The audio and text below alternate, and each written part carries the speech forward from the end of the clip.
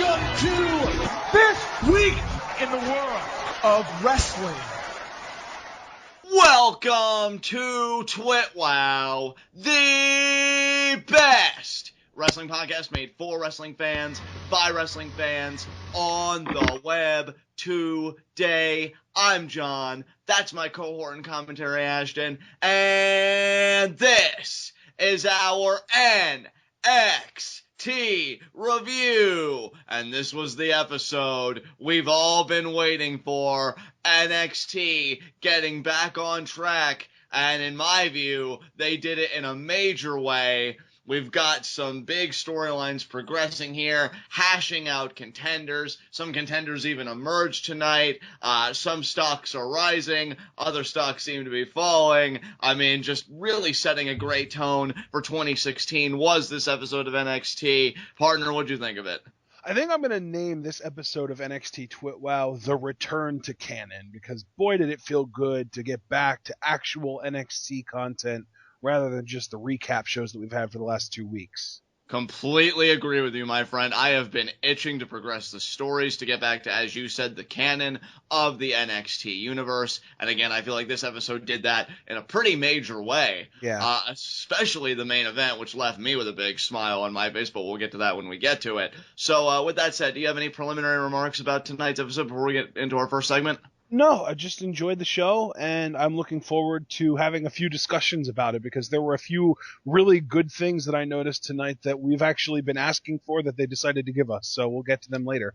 Absolutely. All right, with that said, let's get into our first segment, Heat of the Night. I don't have any heats tonight, and I don't even know if you'd call this a nitpick, but, I mean, you talked about discussion, and there was something I wanted to discuss with you, because I didn't really know how to feel about it. The way that NXT opened tonight, you know, with Regal pretty much laying the groundwork for 2016, you know, kind of running down some things that were going to be on the card, but then mostly Sami Zayn and then the subsequent interactions with Joe and Corbin. Can I try and guess what you're about to say?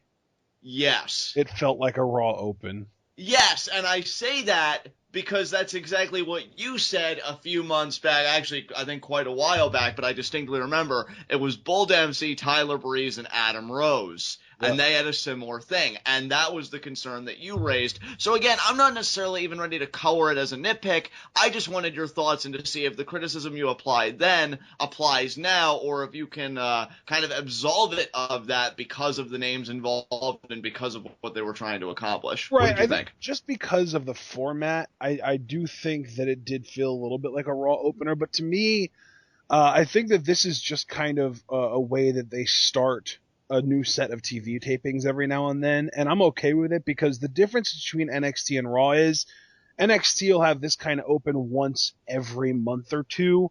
Raw has this kind of open every single week. Exactly, and that's why I think with Raw, it weighs so much more heavily on the mind. It's just because it really becomes formulaic, you know, whereas with NXT, you could open up with a confrontation or a match or whatever. There's still that variance. So, yeah, I wasn't perturbed by this. I just remembered what you said about that prior segment, you know, again, Breeze, Bull, and Rose, and that's why I wanted to have this discussion. But, yeah, that was the only thing I really wanted to kind of point out, the only thing I kind of really scrutinized. So, with that said, what about you? Any heats of the night? Any nitpicks? No, I do have one nitpick, and it's actually something that I think you'll agree with me on. Okay. I feel like it is unfair for Baron Corbin to be involved in this number one contendership match between Sami and Joe. I think that I think there should be 2 matches. Sami versus Joe to determine the right to face Corbin for the number one championship, for the number one contendership. Because to me, Corbin has already earned his spot. He has climbed to the top of the ladder. And if Regal really doesn't want to just say, Corbin, you get a shot at the title, then I think that, you know, we should at least make this, you know, what it should be. I think that we should at least give Corbin the credit that's due. And rather than tossing him back into the mix as a whole, we should at least have him be the guy to beat in order to become the number one contender. And see, first of all, I do completely agree with you, so you're right on the money there. But the funny thing is, I feel like even that's generous, because watching this unfold tonight, I'll be honest, I got a little irritated because I agreed the most with Baron Corbin. And this isn't like, oh, let's dogpile on Sami Zayn because John loves douchebags. No, I mean, sincerely, when you listen to the guy's case, he's absolutely right. Joe was the number one contender before. He lost straight up, okay? Pin 1, 2, 3. It was a clean win. Sami, I love Sami to death, but brother, that injury took you out for months. Well, and you plus, need to be reestablished in a kayfabe sense. And if you just look at Sami Zayn's storyline, he did the same thing as Joe. He was, he lost the title to Owens in February. He was the number one contender for May. He lost that match, and then obviously we can bring up that Joe had to save him. That was a really cool moment in this where Joe said that I had to save your life. I thought that was really passionate and really well delivered. But, Sami was the number one contender, and he lost. And then he went out with his injury.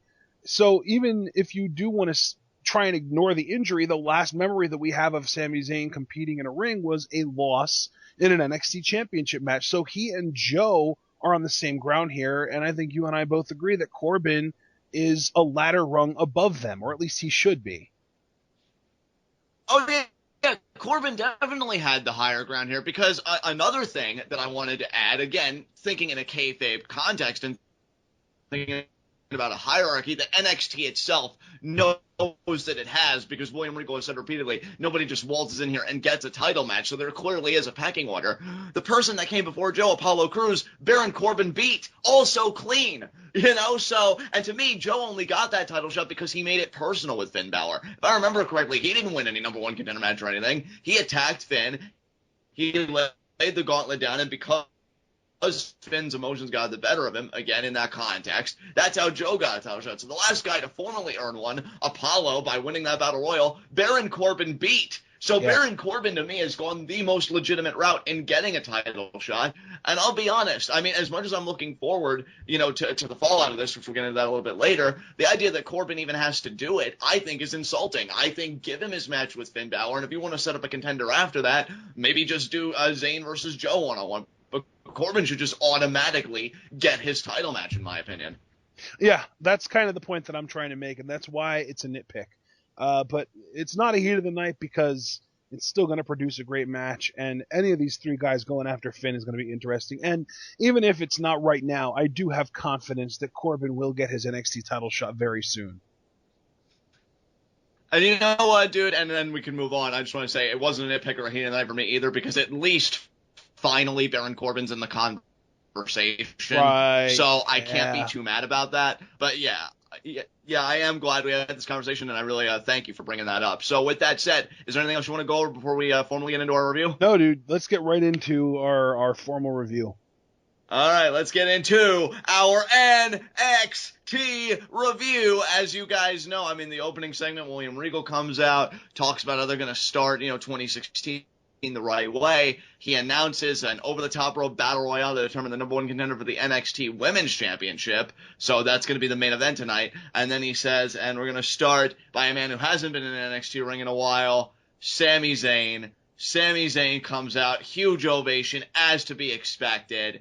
And, Sami Zayn says, it's good to see that you guys still remember me. For those that don't, I'm Sami Zayn. I'm the lead singer of a band.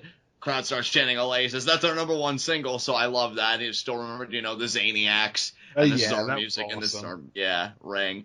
And he pretty much makes a proclamation. I am going to be the first ever two-time NXT champion. Crowd seems to really be behind that. But then Joe interrupts. Now, Joe hasn't reverted back to being a babyface like you and I thought he potentially would after that loss. He pretty much says, still a douchebag. I love it, though. Douche Joe. Like, Kevin Owens is my all-time supreme favorite douchebag. Primarily because he's a father, damn it. But mostly, because his promos are great. But Joe, man, right up there. I love the confidence. I love how he's like, listen, Sami, I can appreciate what you're trying to do here, but if you want that shoulder, to actually be nicely tucked in, and if you don't want to go through all that all over again, I suggest you get out of my ring. And I'm just like, yes, so much. Corbin, though, interrupts soon after, and he's like, Joe, I don't normally agree with you, but in this case, you're right. I don't know, there's something about corbin's diction that just makes me smile. Sammy's place is at the back of the line. Apollo, you're a failure. So good. Yeah, and then the great thing is Corbin says, I don't know if you remember, but I won my match in London, and I seem to remember, Joe, you lost.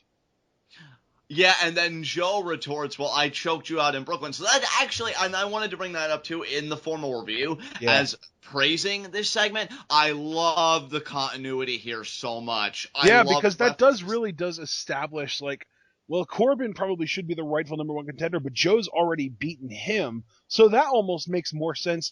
I think that the issue kind of comes when we throw Sami into the picture, because he hasn't really done anything to earn that spot. I guess that they're just kind of saying, well, he earned however many title shots he wants before the injury, and now he's just kind of cashing in on that entitlement. Yeah, it's funny that you put it that way, dude, because, I agree with you, right? But, Sami, who is, the babyface in the ring and one of the biggest babyfaces in NXT in general, has the weakest claim to the championship to me. He really did look like the odd man out compared to Joe and Corbin, because at least Joe... didn't we have this conversation back in, November, December of last year, 2014 as well, when Sami was going after Neville and saying that, Sami really doesn't have any room to be number one contender, but he finds a way to insert himself into number one contender matches? I feel like we did have that conversation, and I gotta be honest, it's the only thing that really kind of irritates me about Sami Zayn's character, and it came in kind of I love the guy, sincerely, and I don't want to come down hard on him, but, you don't have a leg to stand on here. At least Joe, to his credit, did bring up Brooklyn. He has beaten Corbin. So even then, I can kind of understand that claim a little bit. But I'm just sitting here and I'm like, man, poor Baron, man.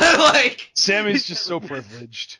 Sammy's so privileged. Joe's that cash cow. You know what it is? Guy. This is hilarious if you think about it, too, because it really does come down to Sammy's a Triple H guy. Yeah. And then really. Joe, obviously everyone in NXT is a Triple H guy, but Sami was one of the 5 kind of chosen ones. Sami, Neville, Owens, Hideo, and Finn are the big 5 from NXT. Right. So I think that's just his privilege. He's got the Triple H privilege. You know what made me laugh? Yeah, you're absolutely right. But you know what made me laugh so hard, dude? This segment perfectly illustrated Baron Corbin's gimmick and his whole gripe with the system, because Joe's pretty much as far as I'm concerned, this doesn't even involve you or concern you, more or less. And then he just focuses on Sami, and Corbin. I'm not sure how many brain cells I killed when I choke you out in Brooklyn, but because of that, you don't even belong in this conversation. Exactly, and then Corbin just goes to the course. So once again, the indie guy's monopolizing the picture. And I'm just sitting here God damn it, man, poor Baron Corbin. Whether you I love, too, that Corbin tries to let his actions speak louder than words, because then Joe's telling Sami, oh, you need to know your place when you're in my ring, and Sammy's all just well, you know what, this is my ring, and I'm standing here, and I'm not leaving, and then Joe leaves, and then Sammy's just hey, what are you doing? Where are you going, Joe? And then Corbin's just you know what, this talking is really starting to piss me off, and he just jumps Sami from behind. Yeah, I think I kind of soured on Sami a little bit after this segment. The more I think about it, and then Corbin jumped, I'm yeah, Corbin,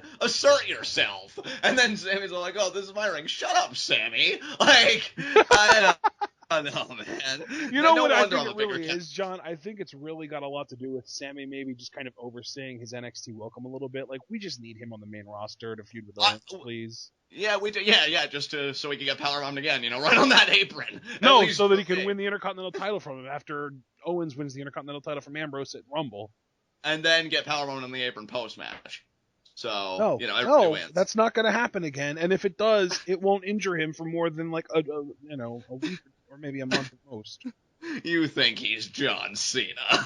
But yeah, I like this segment. I like that Corbin asserted himself. And I will give this segment credit. I think what this is about is not only getting the combustible elements in the room, but to really reorient Sami Zayn at Full Sail, kind of reestablish him, because, Joe did try and come in after Sami Zayn nailed a haluva kick to Corbin that just sent him out of the ring.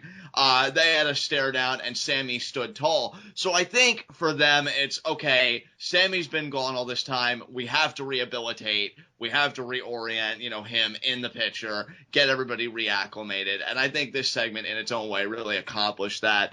Logically, it didn't always make the most sense, as you and I have already hashed out to death. But you know what? Overall, I can let this slide. I think it was good stuff. Yeah, this was, we've already kind of talked about what we had problems with. So beyond the things that we did have problems with, it was a good match, or it was a good promo. Yes, I mean, absolutely. Sami Zayn and the Zaniacs always gets me fired up. Joe being a douche is great. Corbin somehow being the only voice of reason here was amazing. Articulate Scott Steiner, man. Articulate Scott Steiner. Articulate and apparently, thought-provoking too. Exactly. There you go, man. All right. So up next we had Alex Reyes, I believe. It was either him or Rich Brennan. I don't even know anymore. I can't tell the difference between the two. Interviewing Bayley. She says she loves Battle Royals and she wishes she could be in this one tonight, but she's the champion, so she can't. And then she says maybe, depending on who the winner is, she'll give that person a hug. Yeah, and then she hugs, and I can even tell you it was Rich Brennan, because she hugs Rich Brennan, and then Corey Graves immediately says, well, Rich Brennan's 2016 is already... Okay, because I know later on in the night... So right. I know later on in the night we had an Alex Reyes interview with Finn Balor, and I know that because Finn called him Alex, so right. I was so confused because I just can't tell them apart for some reason. I don't know. I'm sick in the head, I guess. You'll be able to do it. I believe in you. But yeah, this promo from Bayley, short, sweet, and to the point. And that's why she's the woman around here. And She's running the place. So absolutely. Good on her. And yeah, nothing but good things. Up next, we had a rundown of our NXT Year-End Awards. Our Tag Team of the Year, Enzo and Cass. Female Competitor of the Year, Bayley. Male Competitor of the Year, Finn Balor. Takeover of the Year was Brooklyn. Match of the Year was Sasha Bayley in Brooklyn. And the overall Competitor of the Year was Finn Balor. Now, I'm just going to go ahead and say it. If this was only about the last 5 months of the year, I completely agree with the Bayley picks. But to me, Sasha was the only one that was there for almost the entire year. Like, Sasha was around until, I think, October before she made her full transition to the main roster. And Sasha's matches earlier on in the year that didn't even involve Bayley, specifically the one against Becky Lynch, because obviously the February takeover involved Bayley in that Fatal 4-Way, but still, Sasha was consistently the top female in NXT, and to me, I would have even made her the overall Competitor of the Year. What do you think, John? You and me both, man. I mean, Sasha Banks dominated when she was around. She had an amazing heel run with that championship. Her character was one of the most well-rounded on the roster, male or female. She owned it, and to me, she got the snub, but it's to be expected, because as you and I talk about with these things, a lot of casual people vote, and it's the babyface and heel alignment and all that crap. So I am happy for Bayley, and I am happy for Finn, but I feel like Sasha Banks got gypped here, so... Yeah, well, we'll move on. Not trying to dwell on these year-end awards. We had our own, and those are far more prestigious anyway, right, John? Exactly. You know it, bud. So then we get on to our first match of the night. Tommaso Ciampa versus Danny Burch, formerly known as Martin Stone. And you know what? I liked this match quite a bit. Danny Burch got a pretty decent chunk of offense and really kind of ramped some of the heat up in this match. And then we got some cool stuff from Ciampa. He hit that really cool rope-hung flatliner that he hits sometimes. And then he ended up winning with a really awesome transition that ended up being a bridging Fujiwara armbar. I gotta say, Ashton, this match to me was the surprise of the night. Because the idea, to your point, that Danny Burch got as much offense as he did, and the match was as physical as it was. I mean, that was less surprising because we've seen Danny Burch before and we know his in-ring style. But the idea that these two guys were allowed to go out there and really do their thing, it almost makes me want to see, Danny Burch start having these matches, more regularly, where he does take the guy, to a certain limit, but he still comes up short. And I would like to see him get a fallout segment where he's like, you know what, I'm sick of this. It's clear that I can't, just do what I want to do on my own. I need to call in help. And he would bring in a tag team partner that's just as ruthless as he is. I want to see Danny Burch get some spotlight in the tag division. I'd like to see him get a push this year. I think that was the point of this match. I think the entire point of this match was to get Ciampa over, but to also be like, hey, even though this Danny Burch guy has been a jobber for a while, we're ready to give him a little bit more than that this year. Yeah, and I'm ready for it, man. I dug this match. Yeah. And you know what, too? I gotta say, and now maybe you did it. Because, I mean, you've always been like the smart guy who's keeping that on straight. But I actually got sucked in thinking, are they going to give Danny Burch the upset at some points? Like, it should have been painfully obvious. Obviously Ciampa's going to walk away with the win. But I think they did a great job here thinking, is Danny Burch going to get a schoolboy or something? Is he going to just hit like a out of nowhere kind of move and get the pin?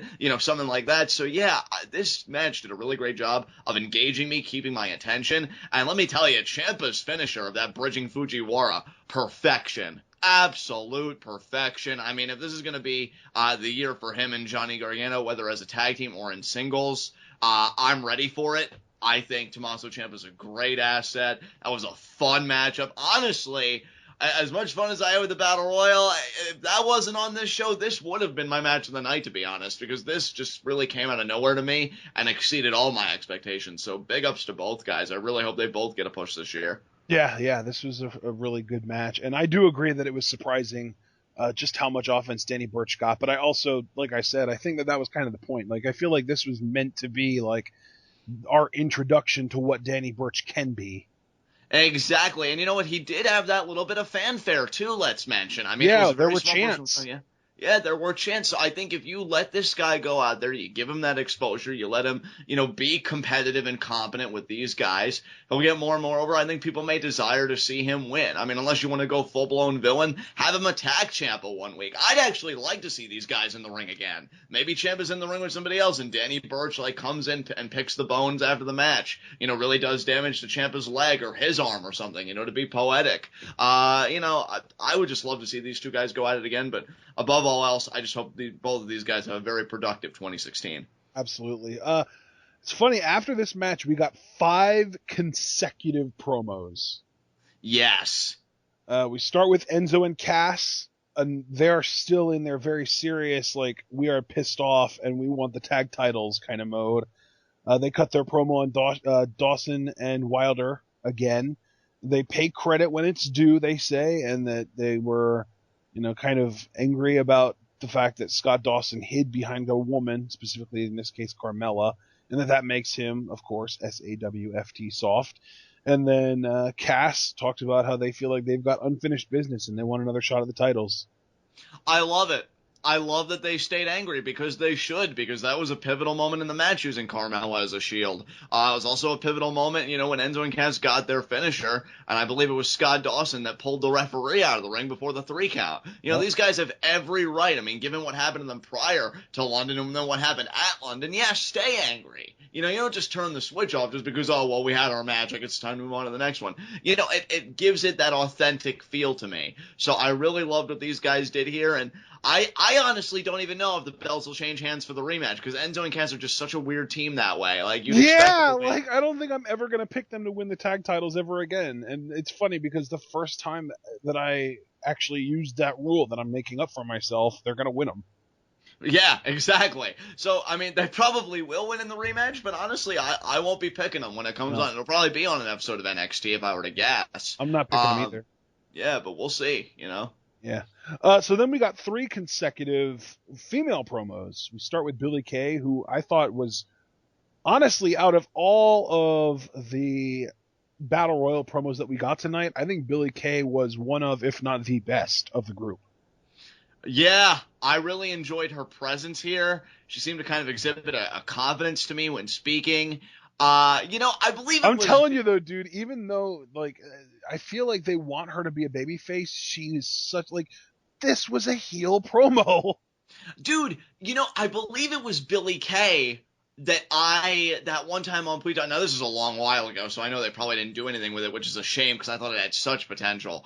But it was Billie Kay, if I'm not mistaken, at that live event that came out, I think with, this masked gimmick maybe, but she had Sylvester Lefort as a male valet. Yeah, it was. And I was so excited about that because I'm like, how different is that? Especially in 2016, you have a female competitor but with a male valet. Not saying it's breaking any kind of... If you want to get technical, that's exactly what Charlotte is right now. Yeah, more or less, I guess. But it just still, I think there's a lot of ground to break with it, especially with somebody more talented. No offense to Charlotte, but I think Billie Kay is a few notches better there. And savage. no, I'm just being real, man. I'm just being real. And I like Sylvester LaForge's personality. I think he's a funny guy. I think he's got like that slimeball kind of personality down, and he could do well. But I mean, clearly they're not doing anything with it. But my point is, I feel like Shane, Sylvester LaForge is literally like French Truth Martini. Yeah, but I only bring that up because you're right. It did seem to kind of have a heel undercurrent to it, and I really wish that she would turn and we could really see what she would do in that realm. But yeah, this is great stuff. Then we got Deonna Purrazzo, and she reminds us that Asuka knocked her the F out, and that she's going to make us forget about that. So she reminds us and then tells us that we're going to not remember. Yeah, in one way, I credit her for, like, making some kind of relevant connection, but then to try and immediately bury it under the rug, no. What I do like, though, is that this is only, like, her, like, second or third appearance on NXT, so for her to use the continuity and remind people, like, hey, you might remember me, I was the girl that did the thing that you remember, and then be like, it was a bad thing, so I'm going to work to make up for it. Like, I like the intention more than I like the execution. Yeah, that's actually a perfect way to articulate it. And Ashton, can I just add on too, because you said this is our second or third week, I like how women that we haven't really gotten the biggest exposure to all got a chance to talk tonight. I thought that was a step in the right direction. Especially the Aussie girls. And speaking of Aussie, Emma was next. She cut a promo too, and dude, she has quickly become not just one of, but number one on my list of favorite NXT women. Brother, welcome to the club. Unfortunately, Zack Ryder is apparently president, but that's another gripe for another time. See, that's the thing, though. Like, I'm not even talking about, like, fake, shipping or anything like that. Like, I'm talking about legitimately, Emma is my favorite woman in NXT right now. She's amazing. No, she's easily in my top 3 favorite acts overall in NXT, regardless of gender. Yeah, she's incredible, dude. No, she has absolutely been killing it. I would probably say, if we're looking at acts, Jordan and Gable would be number 1. I think Emma would probably be number 2. And I think the audience would agree with you because, dude, I mean, even if it's just the theme music, I think the crowd is starting to get into who this particular Emma is. Yeah. And I've been into it for the longest time, as you know, all kidding aside, I've loved Emma forever, in ring and character-wise. And I know you've been on board, too. And she was spitting some fire here, once again, I have to prove myself. And, she has it all gripe, and she has every right to have that hang-up. But she said, she will win the Battle Royal and be the number 1 contender. So I obviously dug it, and I just think Emma has been doing the best work of her career, and I think 2016, if she keeps on this trajectory, will be very kind to her. So then we get our 5th and final promo of this chunk of 5, and it's Regal in his office and just kind of talking to the audience a little bit. It kind of seems like he's talking to himself, and there just happens to be a camera there, but he is kind of addressing the audience, and he says that he really can't decide who to make number 1 contender, so the only way to solve it is in the ring,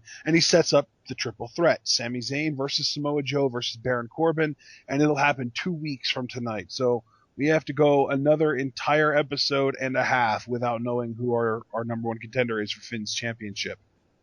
Yeah, NXT, man, laying the groundwork for having a year of just dragging things out, because we had to wait 2 weeks before, getting back to the canon with the whole year-end recap, and now when we get right back to the swing of things... We had to wait 3 weeks for that, man. There were 2 weeks of recaps in between episodes. Yeah, exactly, and then, we have to wait this whole time to establish a new number 1 contender, right, when we're getting back in the swing of things, so it's crazy. Yeah. Up next, though, we did have our second match of the night, Dash and Dawson, the Mechanics, taking on the Ascension.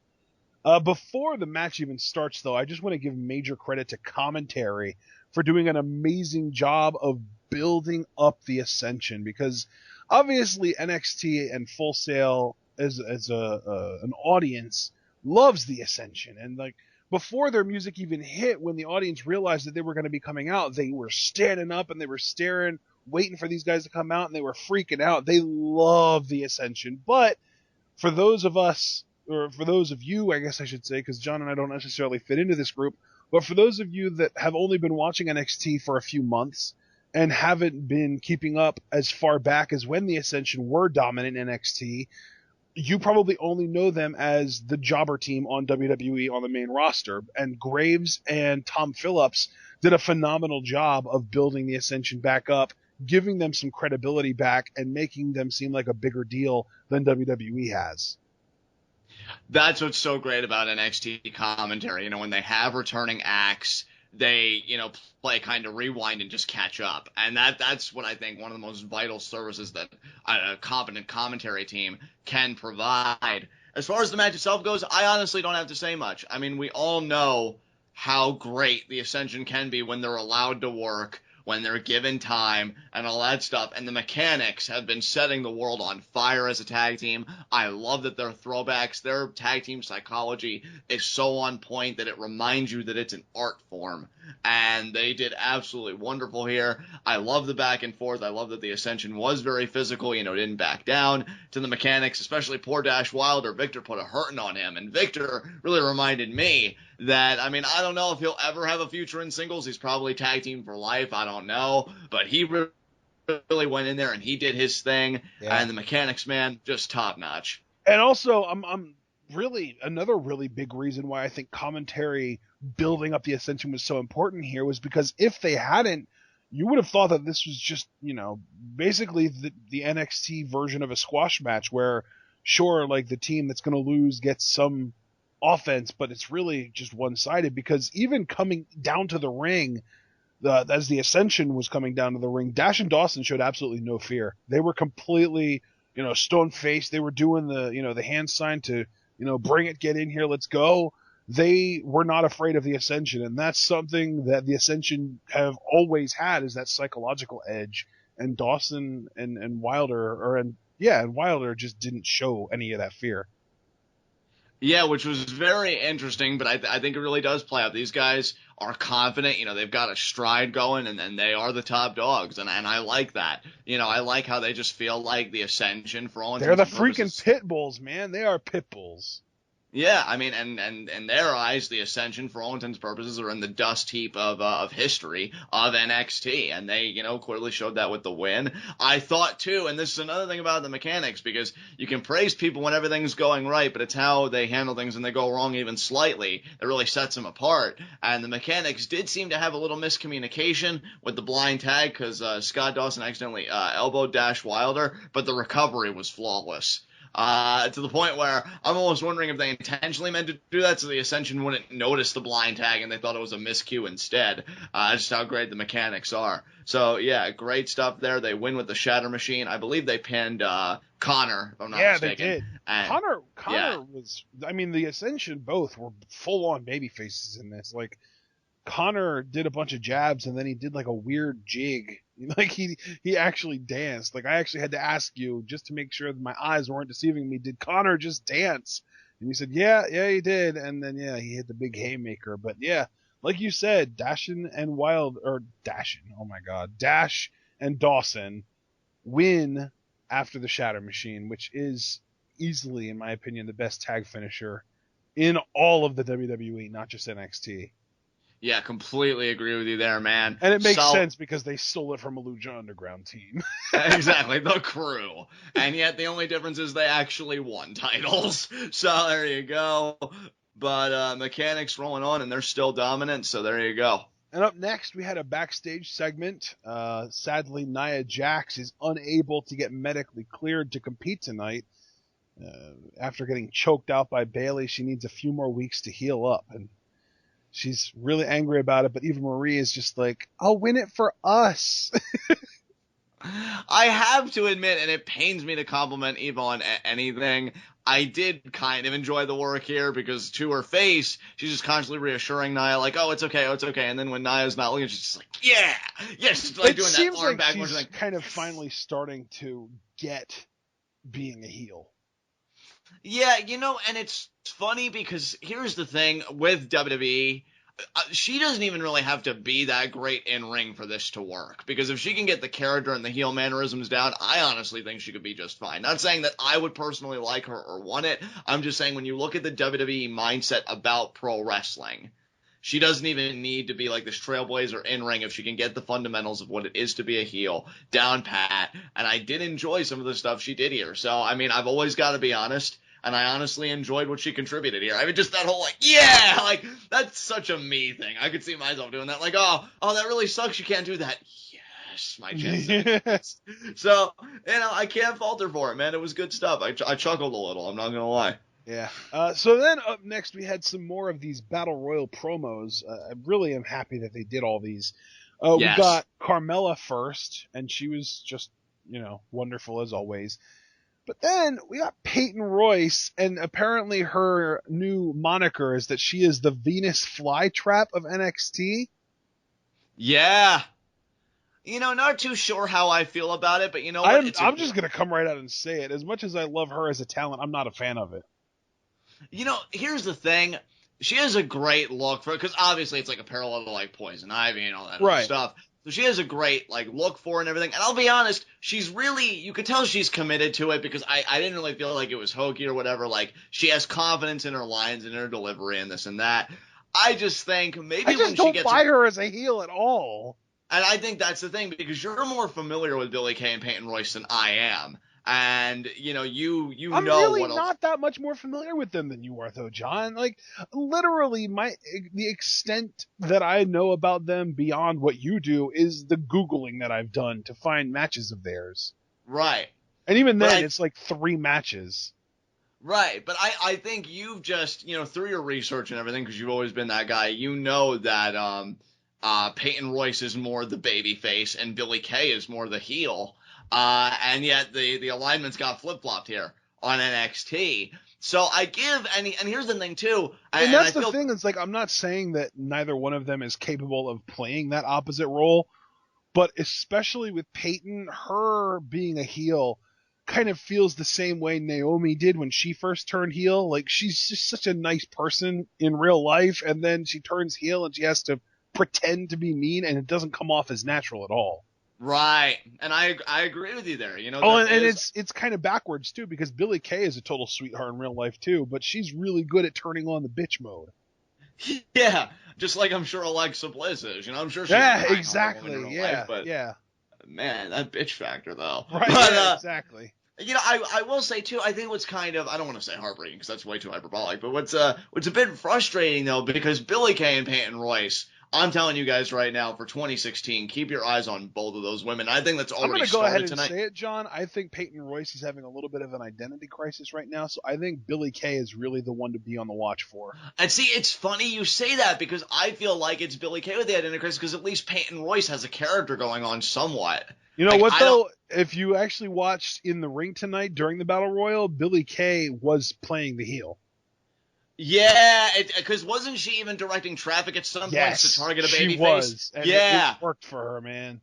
So that's what you mean by identity crisis, like really committing to like whatever. I don't know, dude. I think they're both gonna shine. I just think it's a learning curve, which is, I mean, they're in the perfect freaking place for that. It's so weird we're talking about this in NXT, but I kind of wish they would stop jerking these women around and let them do what they're best at. Yeah. And maybe they will. Maybe they will. It's just, I know, and I think, obviously, too. Yeah, and that's the thing, too, is, and I'm sorry to interrupt you here, I just wanted to get one last thing out. Right. I think a big reason they're doing that is because, well, it's developmental, and they want to put these women out of their comfort zones and really test their sort of, their flexibility to see how far in either direction they can go. And that makes sense, and I dig that. I'm just waiting for it to be over so they can get back to what they're best at, in my opinion. Yeah, exactly. And I will say that the biggest vote of confidence that we take away, again, is their performance in the Battle Royal tonight. Yeah. I think this is going to be a good year for these two. I'm excited. I'm excited for you, because I know how big of a fan you are of these two women, how much you want to see them succeed. And I'm excited for the division as a whole, because you're talking two exceptional talents. Although I will say there was one thing that I wanted in this Battle Royal, but I'm going to hold off until we get to the actual match. But these promos to me were solid. I enjoyed them. We can move on. Okay, so now we get... Oh, and by the way, after Peyton Royce, Alexa Bliss also cut a promo.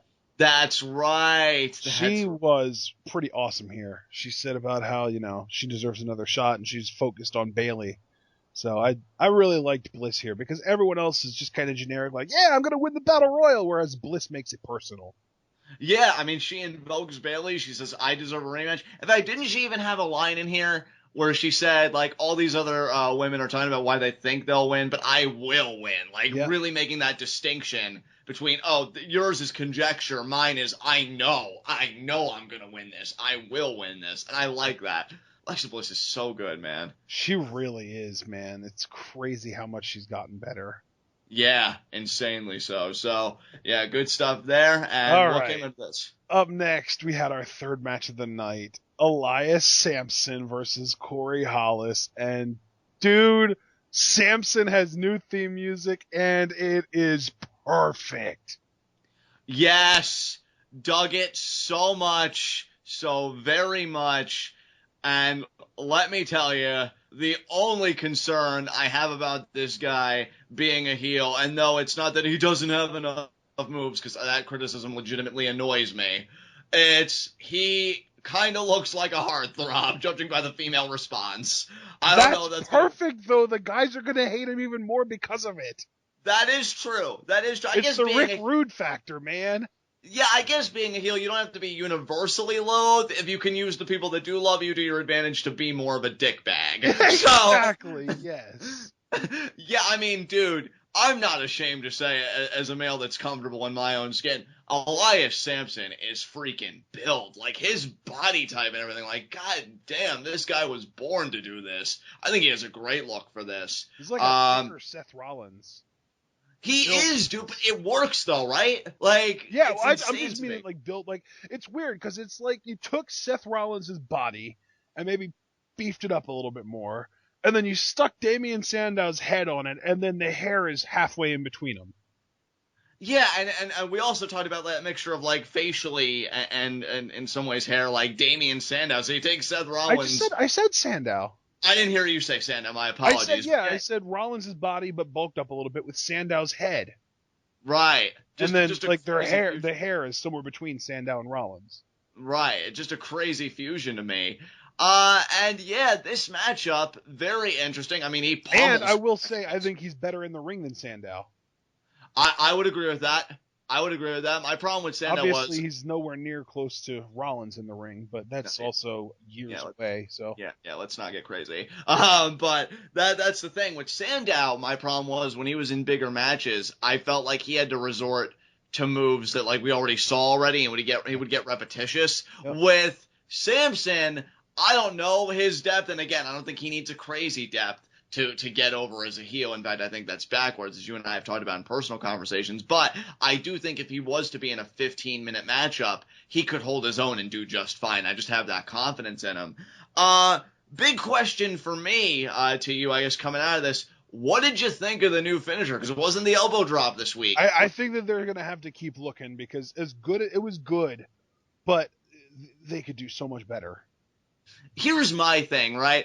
I can appreciate a quality neckbreaker because, I mean, the last one I really popped for, Moonlight Drive, obviously, really cool. Yeah, the last big kind of neckbreaker finisher that I remember, though, is Curtis Axel's, and that was kind of a joke. Yeah, the axe hole. What a great maneuver. I like the setup for this neckbreaker mainly because he put Corey Hollis up and he's like, shh, almost like he knows he's going to put him down. So I really, I like the setup and the atmosphere he kind of creates around it. And I also like, too, that, again, these aren't overly flashy maneuvers. So at least that's being kept consistent because the elbow drop is very old school. And then the net breaker, well, it's taking something old and making it feel like new again. So I can appreciate that, too. I'm going to say it, man. I think that for his finisher, he needs to get a submission. To me, I know that we always toss out ideas for submissions. Cobra Clutch.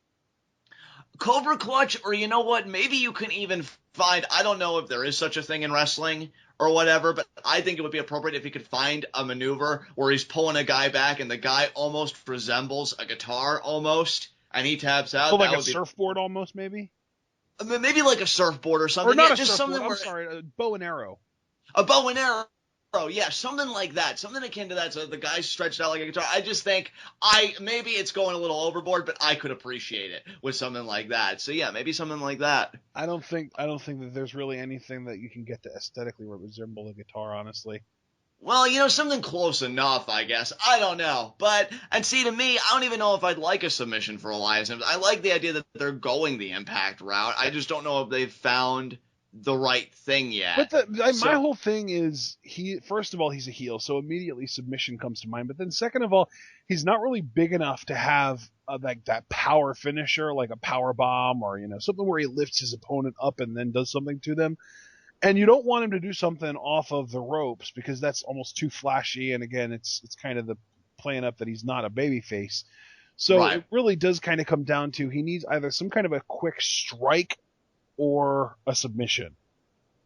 Maybe that knee strike that he hit to Bull Dempsey, maybe that could be like upgraded to just a full-blown finisher. Because They never do that though. They never really do that though. They never take a move that a guy hits and work it into being a finisher. Right.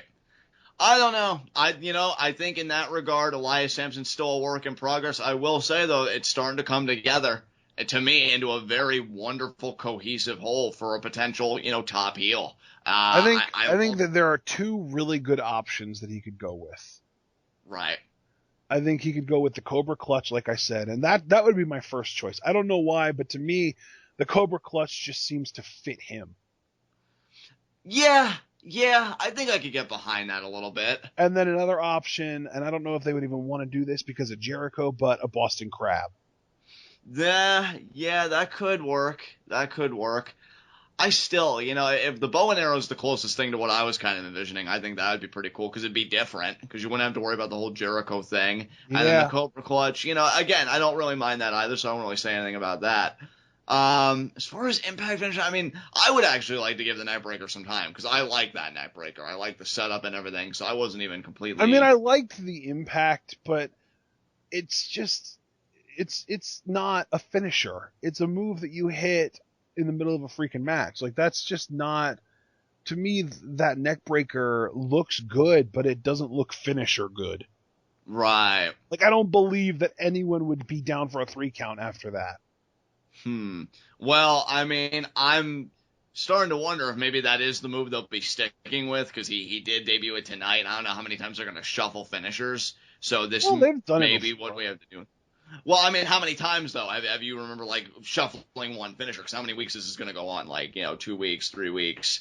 I'm thinking they've kind of tinkered with this a little bit. They may stick with this for a while. I'm not saying they won't change it again. But we'll probably have to stick with this Neckbreaker for maybe 2 or 3 more weeks, maybe a bit longer, before they try and change it up again. I'm sure that the tapings are. I doubt they changed his finisher in the middle of the taping. So at the very least, it'll be another 4 weeks before we see something new. Right. And I think we can grin and bear it until then. But again, I do think, what's good is really good. I think his facial expression, his body language is great. I liked how he kind of. Yeah, he toyed around in this match. I love that he just kind of chilled on the top, sitting on the top rope and kind of laughed at his opponent. And then what I liked about that too? He didn't even do anything because, I remember a lot of people would say, Randy Orton, like in 2009, that whole run, he would deliberately slow the pace of the match down. And that was another thing. I don't know if you were even like thinking about it when it was happening, but literally the first thing in this match, as soon as the bell rings, goes for a headlock. Yeah. And he held that headlock in for so long. I guarantee you that's going to piss a lot of people off, and that's a good thing because he is a heel.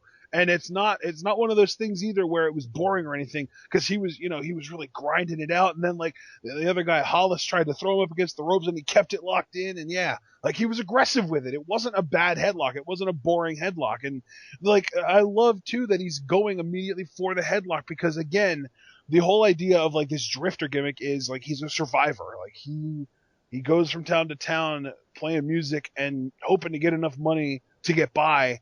And like that whole idea of him just being that survivor, and as soon as the bell rings, he doesn't want to go for anything flashy. He wants to do what's effective, and that's what the headlock was.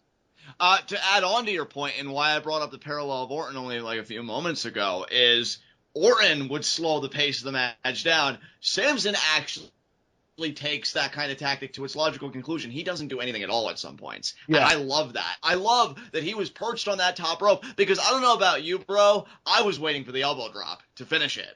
I was waiting for him to ascend and just kind of, leap over, because we know he can clear the distance because he has that athleticism. But he's just sitting there, and he's laughing, and he's smiling, and then he just comes off. And not even, jumping off to it. Just step down, and then just goes back to work. I love that. I love that there could be moments where he's just kind of laughing and toying around, and it may irritate the crowd because it's they're so used to matches in NXT being fast-paced and a succession of maneuvers, and Elias Samson's well, screw you. I got your money. I've survived tonight, so now I'm just going to have some fun. Really great stuff. I love it. And, yeah, after the matchup, he does get his guitar and his microphone, and he says, what this place needs is what I am. And, he walks off. Yeah. I'm telling you, I still, and, I don't think you have either. I think you and I are both still keeping our stock in Elias Samson. I think there is something brilliant waiting to happen there. They just got to figure out what it is. For sure. As far as the complete package. Yeah, I'm very excited about this. And honestly, that whole Sami Zayn feud that I was kind of putting out there, I'm really feeling like it might happen. So we'll see. Well, that kind of assumes that Sami doesn't win number one contendership in the triple threat. Well, I'm hoping, because Finn, but then again, we've had babyface versus babyface before, but I'm still hoping Corbin does win number one contendership, so that would free up Sami. But Sami, honestly, would probably work with Joe after the confrontation tonight. But I do think Elias, what I'm trying to say, will be in a big level program soon. Hopefully not too soon, though. We got to give this gimmick time to breathe, so we'll see what happens. Absolutely. I love it, man. I think he's got the look, he's got charisma, his facial expressions and body language are amazing. I think he's getting his character down really well. The in-ring is good enough as far as I'm concerned. I want to see more of Elias Samson. He's really good. You and me both. Up next, we had the Alex Reyes interview with Finn Balor, just kind of telling him about the triple threat, and then Finn responds. Yeah, Finn, just kind of running down the competitors. Sami Zayn, a close personal friend and one of the best in the world right now. Samoa Joe, we all saw it at London, the guy's a monster, and Baron Corbin, the uncrowned NXT champion. But, Finn does assert, no matter who it is, I'll fight hard and I will still be the NXT champion. So good stuff here from Finn Balor. And then we get more of the Battle Royal promos that we've been getting all night. This time, rather than 3 at a time, which is what they were doing, we get 4. We get Cameron, who, it's Cameron. Then we get Aliyah, who's new and debuting, and I think botched this promo somehow, even though she probably had to do 8 takes. And then Liv Morgan, who talked about she's going to do it for her family and for Jersey and her friends, etc. And then we get to Asuka, and all she says is that she's going to win. And I'm insanely hyped just from the few words that she does speak. And that smile, though, good God. Just terrifying. She was in her war paint, too. She had, the black streak across her nose. Yes, she was ready to murder people. And I have a lot to say about Asuka and some of the other competitors. I'm very excited to talk about this Battle Royal with you. But yeah, which is up next, so let's talk about it. Yeah, let's do it. Even from entrances, stuff is happening. Well, and that's the thing, too, is that even before we get entrances, we already have Cameron, Billie Kay, Peyton Royce, Liv Morgan, Deonna Purrazzo, and Aliyah all in the ring to start the match. And then we get Alexa Bliss, and then we get Emma, and then we get Carmella, and then we get Eva Marie. And she doesn't get quite the full entrance that she usually likes to get. No, because halfway through, Asuka's music cuts her off. I lost my mind when Asuka's music hit, dude. Eva Marie's expression and the music and Asuka coming out. Oh my God, it was amazing. I have to believe, honestly, recounting all these events with you now, that these two are going to feud. They're on no a other collision thing. Course, and Asuka's gonna murder her. Yeah, and you know what, though? Let me just say this. This shows you why NXT is the smartest thing going that WWE has under their belt right now. Yeah. Because the idea that they recognize, okay, everybody thinks Eva's terrible, she's got this nuclear heat, and Asuka is just beloved. Couldn't be any more Eva's antithesis. Let's get them together, and let's let the roof blow off the place. So smart. So smart. And Asuka just coming out, bumping Eva's shoulder, knocking her down, getting in the ring. great. I mean, it's just Asuka straight up, give no fucks. This is my house, and I love it. I just Asuka's amazing. She is. It's awesome. She's amazing. But then, I mean, once everyone is, well, and that's the thing too, is not only does Asuka cut Eva's entrance off, but then she bumps her on the way to the ring, and then as soon as the bell rings to start the match, she knocks her the F out.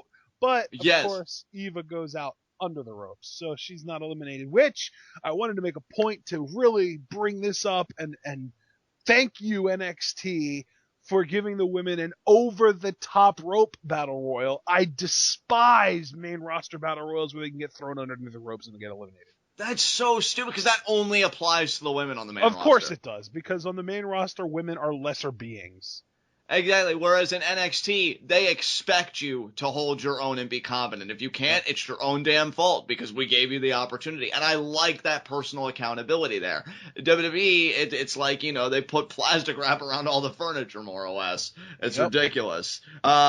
This Battle Royal was so much fun, though. Like, I gotta say, let me just get my one big cringe moment out of the way now so it can just be the rest positive. I mean, Liv Morgan and Cameron, they tried a powerbomb spot once. They got it right the second time around, but the first time around was cringe. I don't know. They didn't even really get it right the second time around either. I mean, they completely screwed it up the first time, but even the second time around, Liv didn't have the core strength to get Cameron up, and Cameron didn't have the core strength to pull herself all the way up. So they were both kind of working to try and get this to work, and Cameron still didn't get all the way up into the powerbomb position before Liv basically dropped her on her head on the outside. And granted, Cameron saved herself by like an inch or two, but it was a really close call. Yeah, it was. But then they both got eliminated by Alexa Bliss, who actually is talented. Exactly. So, you know, that all worked out. But that aside, like, that was the only hiccup for me personally in this Battle Royal. Oh, yeah. Everything else was great. I think my favorite part of this was at the very beginning, after Asuka knocks out Eva Marie and she rolls out from under the ring, or rolls out under the ropes rather. Who is going to challenge Asuka? She's just standing there and 9 other women are staring back at her, twiddling their thumbs, trying not to make eye contact. And who goes after her? Freaking Emma. Fucking love it, dude. Emma, always going to be my girl. I'm going to support her from day one. I mean, really, for me, Emma is to me what Sasha Banks was to you from way in the beginning. You know, it's just I'll always love her. And I love that she took the fight to Asuka. And you know what? Like, I love, too, and it kind of let me scratch my head a little bit, because you think of the kayfabe context, right? You know who Asuka is. Yep. She just knocked out Eva Marie. Emma stepped up, and she was effective. I was expecting all the other women to gang up on Asuka like she was a 7-footer that they needed to get over the top rope, but they didn't. They all just kind of paired off. They were horrified over it. Can you blame them? Well, that just shows you, though, the terror of Asuka, because even when she's on the defensive, there are so many people that didn't want to take the chance. And that I just found to be a very interesting observation. Again, Billie Kay. Like, oh, man, you guys are all wimps. Let's do this. Yeah, exactly. Billie Kay and Peyton Royce did awesome tonight. Yep. Love their performance here. I actually have the elimination order written down in my notes here if you want me to go over all the eliminations. I know Aliyah was eliminated first, right? Yeah. Oof. Yep. Yeah. And then Deonna Purrazzo was next. They really did just go in order, like in the pecking order. The only real exception was that Emma got eliminated before Billie and Peyton. Which, yeah, was kind of surprising to me, to be honest, but I liked it. Yeah, because they went Aliyah first, then Deonna, then and I'll even say who they got eliminated. The only one that I didn't get the eliminator for was Aliyah. I didn't see who eliminated her. But then Deonna got eliminated by Cameron, and then Liv Morgan did the whole thing with Cameron where the two of them ended up just getting eliminated by Bliss. And then Bliss got eliminated by Emma, and then Emma got eliminated by Asuka, and then Billie Kay and Peyton Royce both got eliminated by Asuka, and then Asuka got eliminated by Eva, and then Eva got eliminated by our winner, Carmella. And John, as far as the match itself goes, let's just kind of talk about some of our favorite moments, because I just kind of skimmed over the highlights. So to me, like I said, my favorite moment of the whole thing was Emma going after Asuka. Like, their interactions are awesome, and I want them to have 100 matches forever and ever. Forever and ever, Emma and Asuka. Emma and Alexa Bliss interacting was great. I actually want to see a match between those two if we're talking Yeah, about that was really good. And yeah. Emma got the upper hand, but that was just to eliminate Bliss over the top rope. I want to see who could put the other one down for 3. I gotta say, and I apologize, Ashton, because I know your question was about favorite moments, but, like, I wanted so badly, and I was waiting for it, for Emma to just look at Billie Kay and Peyton Royce and direct traffic. Yeah, the Aussie trio, but no, The they were keeping up on her. I would shock me because I'm like, okay, Emma being the veteran, she's going to be the, veteran by NXT standards, is going to just be the voice of reason and be like, okay, there's Asuka. You guys want to win. Let's work together and then settle it among the 3 of us Aussie girls. And it didn't happen. And I can't fault the match for that because they never promised it to me. They never even teased it to me. But it's just something that I wanted, and it stunk. Seeing Billie Kay and Peyton Royce because it's like, no, they were double teaming Emma, and I loved commentary here too because commentary was even like, oh, see, this is what I'm talking about. These 3 have history with each other. They've all been together for so long. They were in Australia together, and now they aren't getting along, and they're going after each other because that's what winning the number 1 contendership for the women's championship means. Yeah, it's pretty much like they were talking to me, because I think I was having my thoughts about them pairing up instantaneously with the commentary, and commentary was just like, John, I know you want them to team up because of their history and because they're all Australian, but our championship means more, screw you. Exactly. And oh my God, can I please just say, again, Billie Kay, to me, stealing the show a little bit, Billie and Peyton double-teaming Asuka, trying to get her out of the ring. Billie makes the decision, okay, she's not looking, I'm going to get her now, and attacks Peyton Royce from behind. Yes, I'm telling you, dude, Billie Kay and Peyton Royce to me, and I'll probably be saying this a lot during their 2016, they had a career night to me, because even the fact that they outlasted Emma, and Bliss. I think Bliss is a little higher on the totem pole than them as well, at least so far. Yeah, certainly. They outlasted, and just the whole sequence between them and Asuka, I thought was exciting. It was fun. It really illuminated why battle royals are a concept that have stuck around for as long as it has. Because can I just say too, like that. Obviously, we don't know spoilers. We don't know what's actually going to happen at the Royal Rumble because it hasn't happened yet. But if we're being realistic, it's going to be one by one of probably 3 men. It's going to either be Roman, Brock, or Triple H, right? Right. I love that NXT went, oh, you think Asuka or Emma is going to win this match? Well, guess what? You're wrong, because we're going to make a new star with this Battle Royal, and Carmella's going to win. Yes. And you know what? That would be the equivalent of, like, Kevin Owens winning the Battle Royal, the Royal Rumble. Yeah. Oh my God, dude! Don't even put that out into the universe, because now I'm thinking about it, and now I'm just thinking about it. He loses the world title match again, or the Intercontinental title match against Dean Ambrose. Goes on to win the Royal Rumble. Like, that's what I'm saying though. Is like that's comparably. Honestly, Carmella might even be lower in the NXT Women's totem pole than Owens is on the main roster men's totem pole. Yeah. I mean, I almost feel like a better comparison would be like if like AJ Styles debuted and won the Rumble on his first night. Yeah, really. Good God. You know what though is so interesting about this? I mean, first of all, well deserved for Carmella. And I have to say, before I forget, Tom Phillips had line of the freaking night for me after this. Because Asuka, she's processing what's happened, and you know she's gonna go murder people, and I'm so glad I'm not them. And she's just smiling up at the sight of Bayley and Emma. Baymella in the ring, which we'll talk about that in a second. We'll rewind. But Tom Phillips seeing Asuka smile is like, Asuka's smiling, and that never means anything good. And just the way he said it. You have to go back and listen to the way he said it, because you can literally hear, if you strain your ear hard enough, the anus tightening. And it was amazing. That was so ominous, too. Nothing ever good comes from this. Exactly. Like, Tom knows. Like, the roster's going to be cut in half when Asuka's done her rampage. So, it just... Yeah, I feel like they just came off of, like, a big, like, laughing session, too. Like, oh, God, nothing's going to happen good now. Yeah, exactly. And I got to say, too, with Carmella getting the win, And the idea that Enzo and Cass, are gunning for this rematch, I'm not saying that this team is going to all walk away with gold, but it's interesting that they're all going to kind of get pushed now, or at least continue to ascend. I think that leads actually to some very interesting possibilities. I think I don't actually expect Carmella to win the title, but I think it would be hilarious for the dynamic of the three of them if she did. You just have Carmella wearing this gold, at the top of the world, and then she kind of just looks down from her throne, and it's just Enzo and Cass groveling. Yeah, man. I mean, it's crazy, to think about that. A dynamic really could be that way. Be like, thanks for the job, boys. What are you going to do now?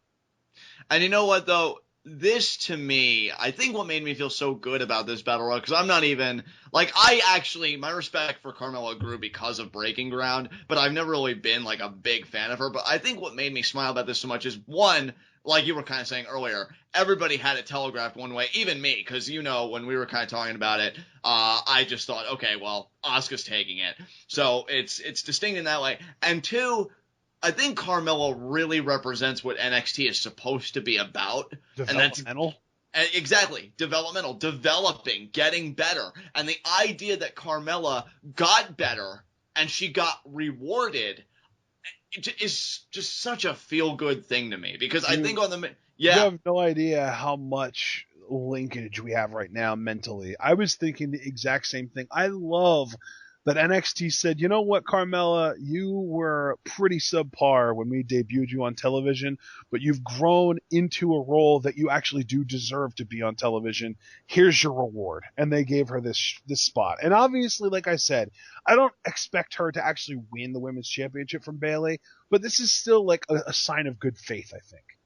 I hope they give this title match, a few weeks to breathe, because the idea that Baymella, that's what they call themselves. They have such a beautiful and rich friendship, coming from this system. Explore that a little bit. That's my thing, too. When we look back at the last big title match in my mind, that kind of really let it breathe and gave highlight, I think, Cruz Balor, where they really spotlighted Apollo Crews. I'm not asking for Carmella to get her own documentary, but let's get her thoughts about this. What does it mean to you to get this shot and to have to beat your friend to do it? Let's explore that dynamic. And I have confidence that NXT will, but I am excited about the story that this match can tell. I mean, this whole thing just left me feeling good between Peyton Royce and Billie Kay killing it. Emma being Emma, because she's always going to be my girl forever and always. Asuka killing people, and good God, shout out to our boy Anthony. You have got to be elated by the fact that she is going to be targeting Eva Marie, because there will be nothing left. Everything about this Battle Royal was amazing and feel good to me, both for what it accomplished in the present and for what it promised in the future. So, dude, it's so funny to me, too, that you say that Carmella's moments on Breaking Ground really earned her respect for you. To me, she went up a few notches in my playbook when she had that match against Peyton Royce a few months ago that we praised her for. Yeah. Yeah, no, stepped up her game there. Yeah, because we have already kind of acknowledged, Peyton Royce is pretty darn good, but that, it takes two to tango, and Peyton Royce has already had a match against Eva Marie, and as good as she is, she's not carried crappy opponent to great match good. Right. So the fact that she and Carmella had as good of a match as they did on that show really increased Carmella's stock in my eyes, and Carmella now kind of getting credit for her improvements. I love it, man. I'm a huge fan of the decision. I really honestly do wish they would have given it to a heel, even if it would have been Bliss again. I would have preferred Emma, obviously, knowing what I've already kind of confessed earlier in this TWitWoW. But if you're not going to give it to a heel, I think it's too soon for Bayley Asuka. I want to see Asuka versus Nia Jax before that, and this is a really good transitional feud.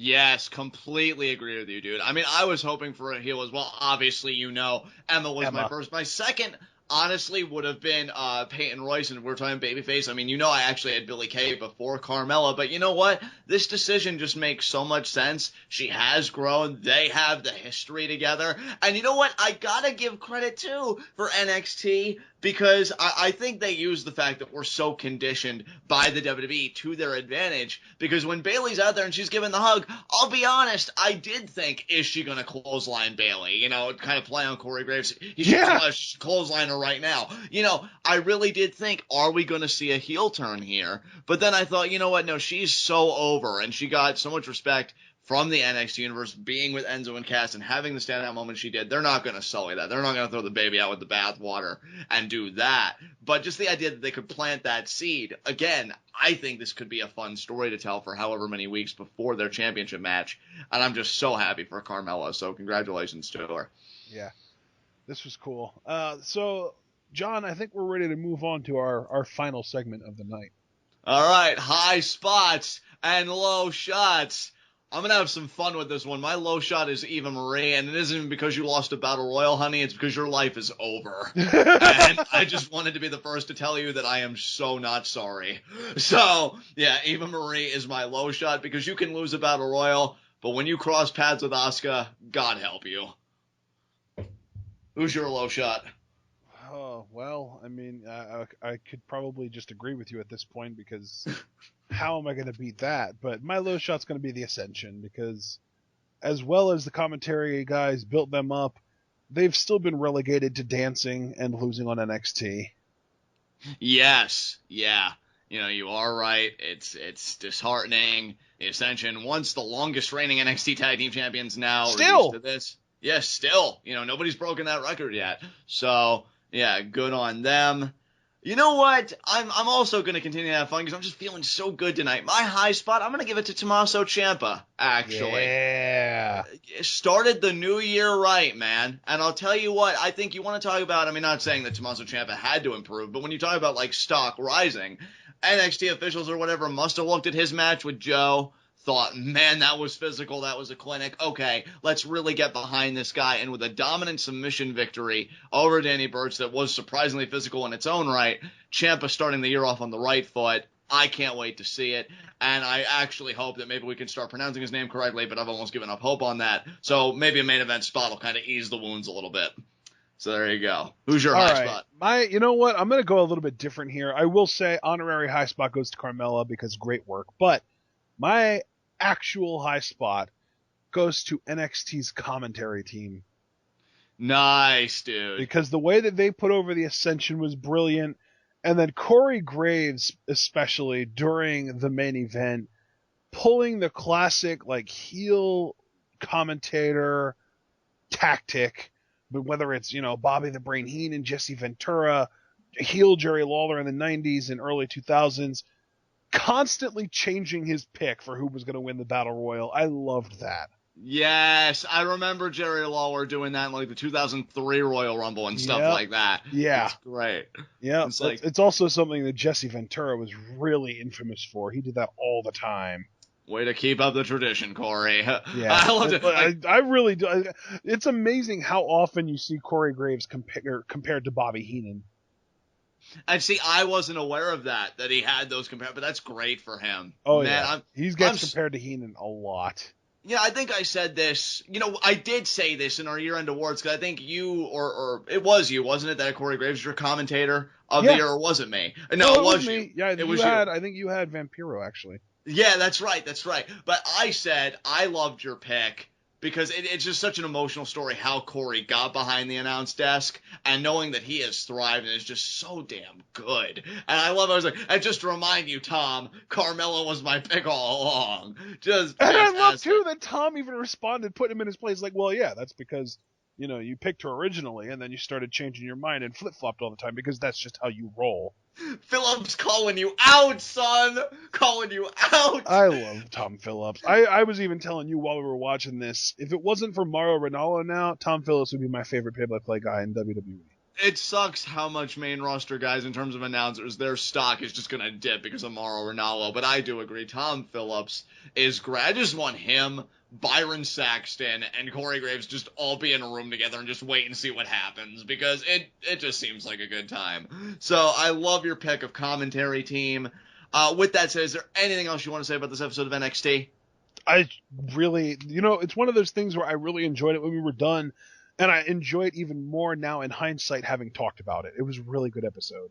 Absolutely. And Guys, also, second honorary high spot to Elias Samson for being awesome. But I didn't want to give him my full-blown high spot because of the finisher controversy that we're talking about. Right.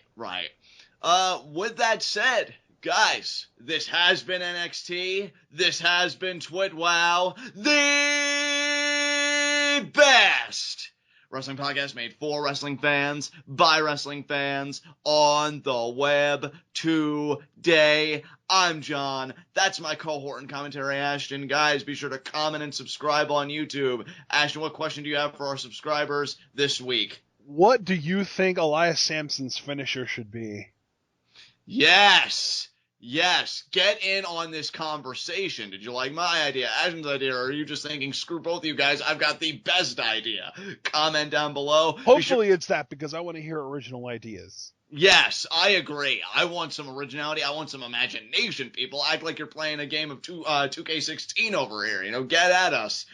Be sure to take the conversation over to Tweetoff. That is Pro Wrestling is taking over Facebook. An amazing Facebook group full of just really passionate wrestling fans. We have a great time. It's crazy. I know some TWitWoW listeners have joined Tweetoff, so I'm going to keep beating the hammer because clearly I'm finally hitting some nails. But if you're not into that sort of thing, I get it. So that's why Ashton has created a TWitWoW subreddit. There you will find all of our TWitWoW content, and you can create threads of your own pertaining to all things pro wrestling. Do not forget to buy our new Kevin Owens Because He's a Father, damn it, t-shirt. It looks absolutely amazing. Perfect gift for any new fathers, or just if you appreciate me and my freakouts and the idea that I need to be seriously medicated, or you just love Kevin Owens, or a combination of the three. And guys, we will see you again. We're returning to form with our SmackDown review, where we will see Kalisto putting up the United States Championship against Alberto Del Bitchbag.